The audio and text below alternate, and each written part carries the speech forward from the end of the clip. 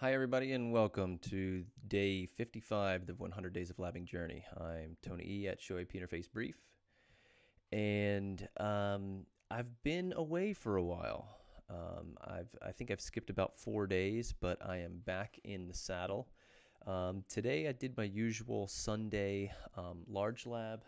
Um, I'm taking a break from the I&E materials. I actually had set out to do the workbook entirely over again.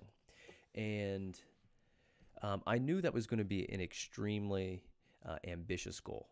It was going to be something that was really hard to achieve. There is a lot of great labs. There's a lot of great material in the workbook. And it just takes a long time to churn through them all. And so I started at the beginning of the workbook, which was layer 2. I mean, we're talking about basic trunking, ether channel, port security, pretty basic stuff. It does get into a little bit more advanced with tuning timers and timeouts and things. But that's where I left off with the workbook. In fact, I didn't even get into routing. I don't even know how many labs are in the entire workbook. It's like 500 labs or something. It is an insane amount of labs. I knew making a pledge to go back and complete them all was really ambitious. And I must say, I've taken a 4-day break from studying altogether. And you know what? I needed it a little bit. I am really kicking my own ass for pumping the brakes and slowing down.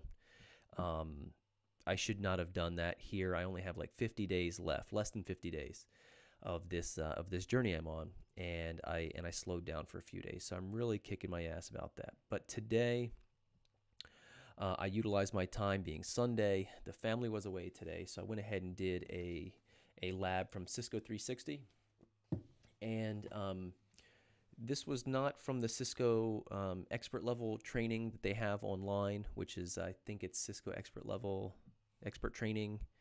Oh gosh, now I don't know the website. Let's see.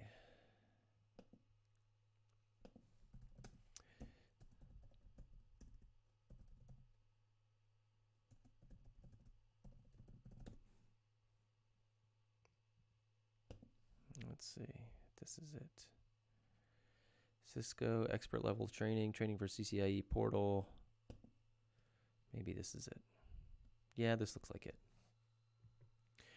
So this is a really good resource. I've been through Norbix Bootcamp earlier this year, and this is some of the materials that you use in class actually comes from here. And these are really great labs. They're really awesome. In fact, that was how I sort of got introduced to them. I didn't do these labs. I have an old pack of Cisco 360 labs, sort of an old bootleg copy of some old material. I think it's from 2013. The labs are a little different than what's available now.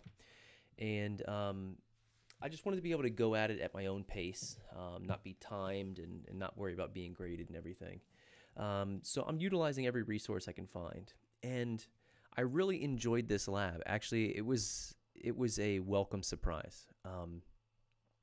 It wasn't very hard. The topology was smaller than the I&E full-scale labs, the I&E troubleshooting, the I&E configuration labs. It uses 10 routers and 4 switches, and there's a lot packed in a little topology. They really do pack in a lot of stuff. This is lab number 1, so I think it's a little bit probably simpler than some of the more complicated labs. I hope that it progresses as you increment through the lab numbers, that it gets harder and harder.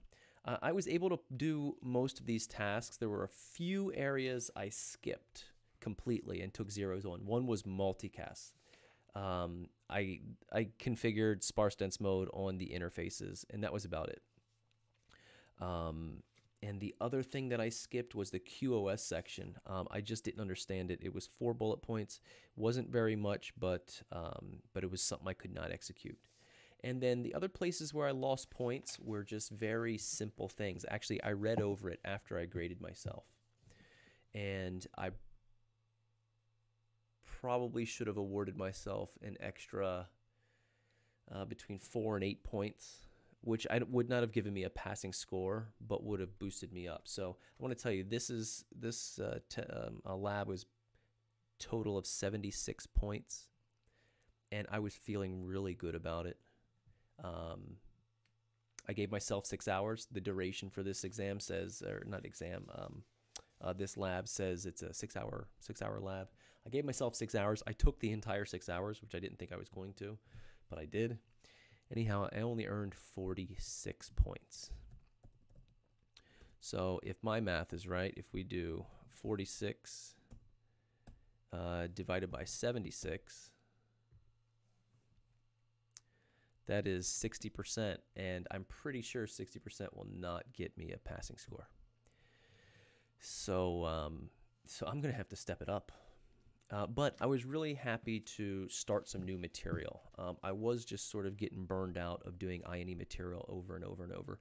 They have great material. It's really awesome, and I think I'll probably circle. Now, I was going to say I'll circle back around and finish their material. I did not do the full-scale labs or the practice labs, which incorporate troubleshooting and configuration. Instead, I did the 3 troubleshooting labs and I did the 3 configuration labs. But they have even larger labs, which are pretty cool, that I want to get ready for.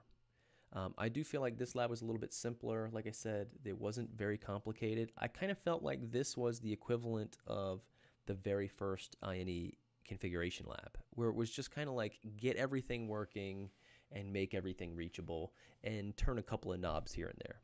Whereas the configuration lab number 3 and the troubleshooting labs really had a lot of deep configuration in them. It definitely got progressively harder in the I&E materials. So anyhow, that's where I'm at. It took me all day. I really enjoy labbing, guys. Even though I didn't perform well, I think I really learn a lot from doing this. It just helps to sort of build efficient, discover efficient processes to configuration tasks. You know, it's always a recommendation to open up a notepad and build configuration templates where you can. But also some of the things like one of the tasks in here that took me longer than it should, and I think I just need to do it in repetition, is it says like only allow the necessary VLANs over the trunks. So in between switches, if they're dynamically forming trunks, you're just going to allow every VLAN over, even though it's not necessary. It's the equivalent of doing like switch port trunk allowed VLAN all. But instead, they want you to do allowed VLAN and specify the VLANs that are allowed over the trunk. And I didn't have an efficient way to do that, so I had to like kind of like go back and figure out like, okay, what VLAN is where and where do the routers connect and how does the path get from, okay, so I need to allow this VLAN across here and allow this VLAN across here. And I really didn't have an efficient way to do that, so I think that's just something I need to do over and over. And again, I'm going to go back. I have the answer key. It's nearly midnight, so I'm done for the night. But I think tomorrow I will go over the answer key and try to dip my toes in multicast. It's looking like multicast is not something I can skip. I don't think any section of the CCIE lab like you can actually skip. I think you have to give it a good try on all of it. And QoS too. QoS was one of the advanced technologies I was working on before I stopped the workbook to start over. And I'm just not well experienced in QoS. You know, I sort of understand the fundamentals, understand the theory a bit, but I lack the professional hands-on, the experience, the professional experience, and hands-on. So I hope to get that. So I definitely want to circle back around, do the QoS and the multicast. Those 2 sections I skipped, and I can't afford to skip a section. I was pretty disappointed. I'm a little bit disappointed about getting a 46 out of this. I really thought I did better. But the score is the score, and you got to take it. So that's where we are. I think next weekend I'll probably do the next one of these labs. Again, I have these hosted in a VM on my local machine, but I'm enjoying these labs, so I'm going to keep going. There's 10 of them. And then hopefully that will give me a good break, and maybe I'll hop over to the I&E full-scale labs as we get closer to the 100 Days of Labbing. Thanks.